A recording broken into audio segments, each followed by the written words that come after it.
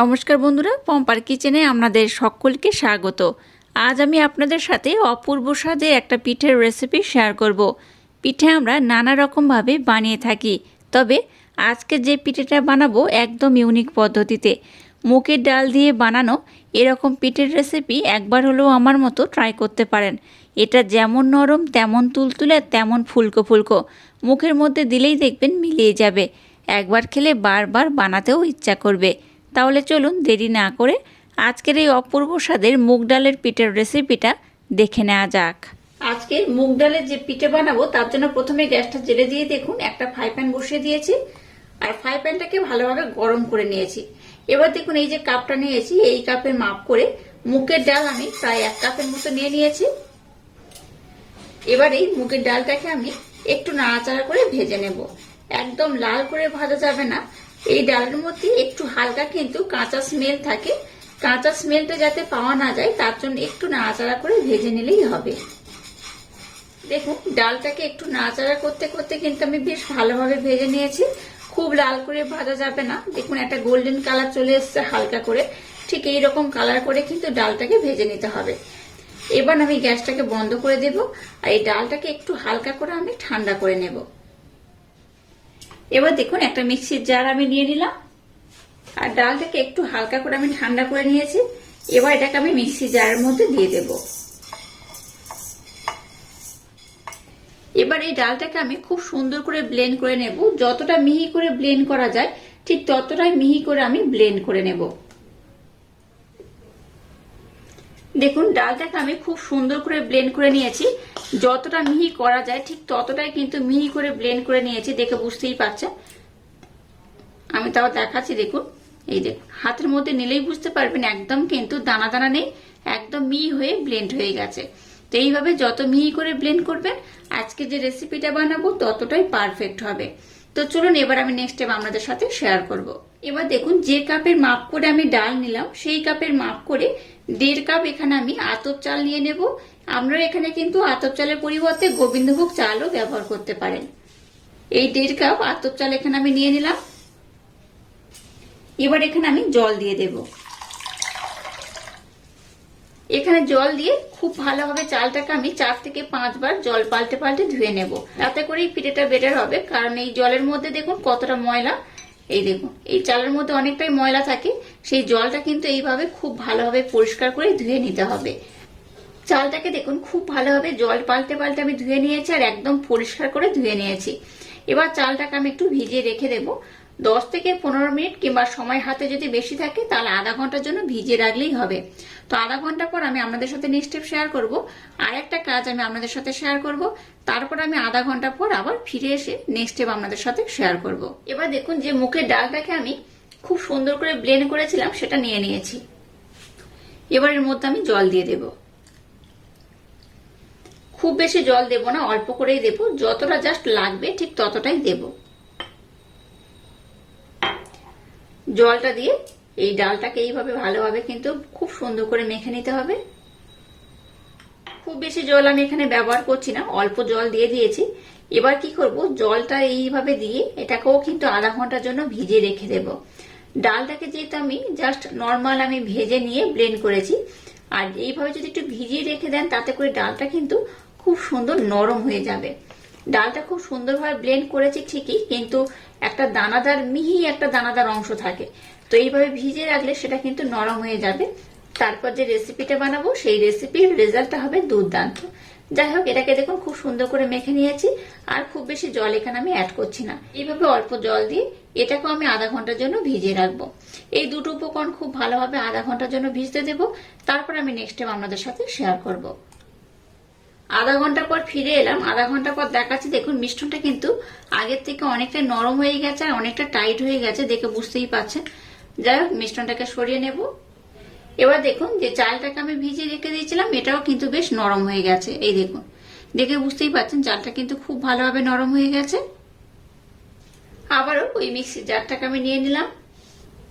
এর মধ্যে আমি চাল দিয়ে দেব। একেবারে খুব বেশি দেব না, অল্প অল্প দিয়ে এটাকে খুব সুন্দর করে আমি ব্লেন্ড করে নেব।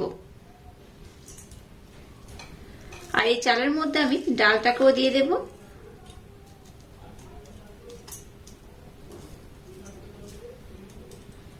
অর্ধেকটা ডাল এখনই দিয়ে দিলাম, আর অর্ধেকটা আমি পরে দিয়ে দেব।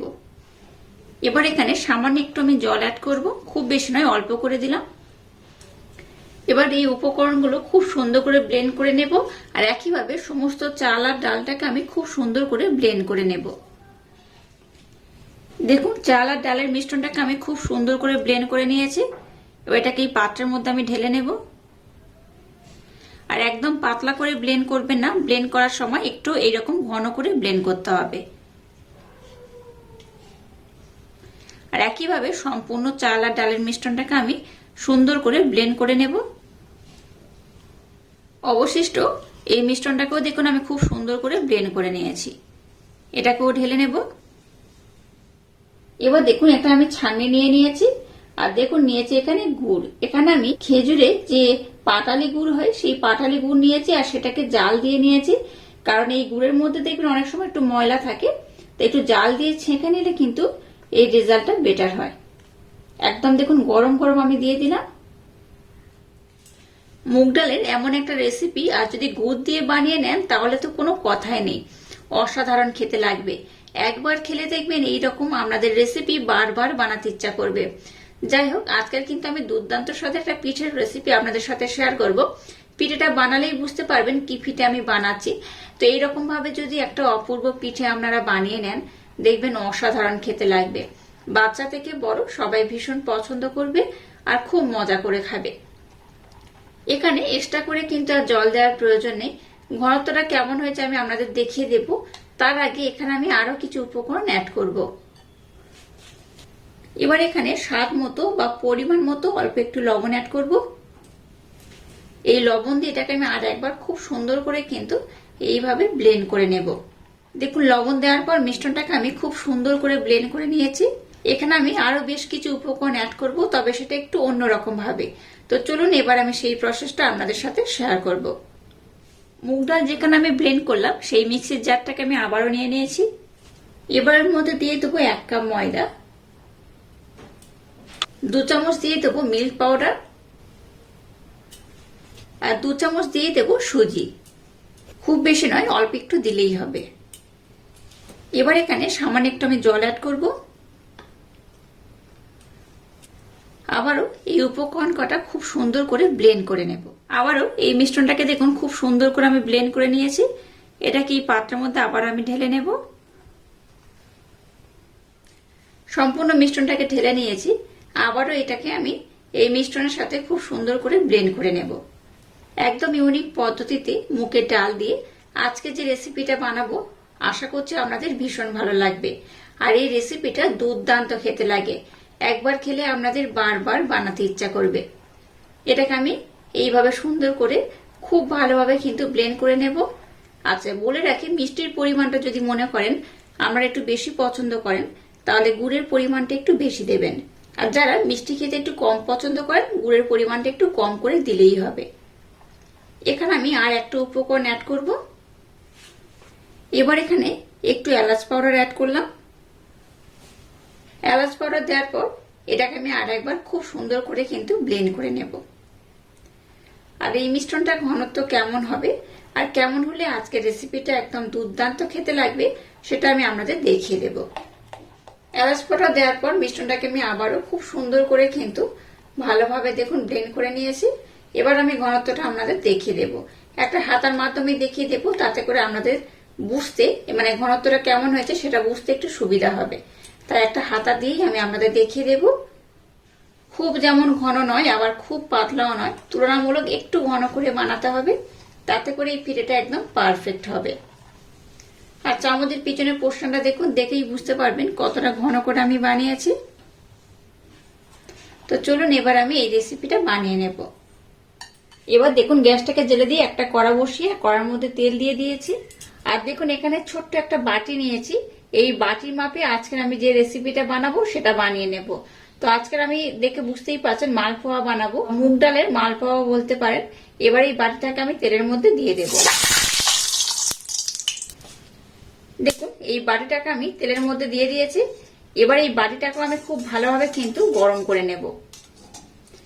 এই বাটি দেওয়ার একটাই কারণ, যাতে পিঠেগুলো একদম সমান মাপের হয়। তার জন্য কিন্তু এই বাটিটাকে প্রথমে খুব ভালোভাবে গরম করে নিতে হবে। বাটিটাকেও আমি খুব ভালোভাবে গরম করে নিয়েছি। এবার দেখুন বাটির মধ্যে সমস্ত তেলটাকে আমি ফেলে দিয়েছি, জাস্ট অল্প একটু আমি তেল রেখে দিয়েছি। এবার এক হাতে এখানে আমি দিয়ে দেব, খুব বেশি নয়, অল্প অল্প দেব। এবার এটাকে আস্তে আস্তে আমি তেলের মধ্যে ছেড়ে দেব। গ্যাসের ফ্লেমটাকে এই অবস্থায় লো টু হালকা মিডিয়াম রাখবেন, তাতে করে দেখুন এটা কত সুন্দর ফুলে যাচ্ছে। এই দেখুন অটোমেটিক কিন্তু ফুলে উঠছে, আর বাটি থেকে দেখুন ছেড়ে উঠে যাচ্ছে। এই দেখুন, দেখলেন তো কত সুন্দর হয়েছে। আমি যেভাবে আজকের বানিয়েছি এই পিঠেটা, আমার মতো বানিয়ে দেখবেন, অসাধারণ হয়। এইভাবে একটু নাড়াচাড়া করবেন, দেখবেন বাটি থেকে অটোমেটিক ছেড়ে যাবে। আর দেখুন কতটা সুন্দর একদম বলের মতো ফুলে গেছে। এটাকে চাইলে আপনারা একটু বেশি লাল করেও বানাতে পারেন, এইভাবেও বানিয়ে নিতে পারেন। এই দেখুন কতটা সুন্দর হয়েছে। এবার এটাকে আমি একটু লাল লাল করে ভেজে নেব। আপনারা চাইলে একটু লাল করতে পারেন, আবার কিন্তু লাল না করে একটু ইয়ালো থাকবে সেইভাবেও বানিয়ে নিতে পারেন। প্রথমবার তেলটা যেহেতু আমি খুব বেশি খুব ভালোভাবে গরম করে নিয়েছিলাম, তাই কিন্তু সাথে সাথেই লাল হয়ে গেছে। এই দেখুন, এবার এটাকে আমি উঠিয়ে নেব। বাটিটাকে আমি আবারও গরম করে নিয়েছি, আবারও অল্প একটু আমি তেল রেখে দিলাম। আবার এখানে আমি দিয়ে দেব, এইভাবে দিয়ে দিয়েছি। আবার এটাকে আস্তে করে আমি তেলের মধ্যে ছেড়ে দেব।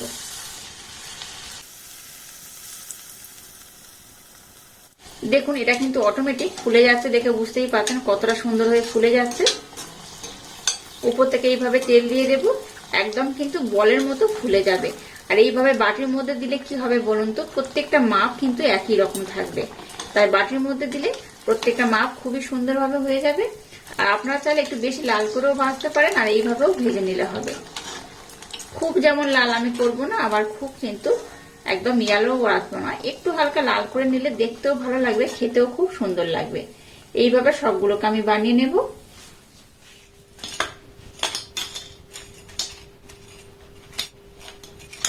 দেখুন সমস্ত পিঠেগুলোকে আমি কত সুন্দর করে বানিয়ে নিয়েছি, আর কত অপূর্ব হয়েছে।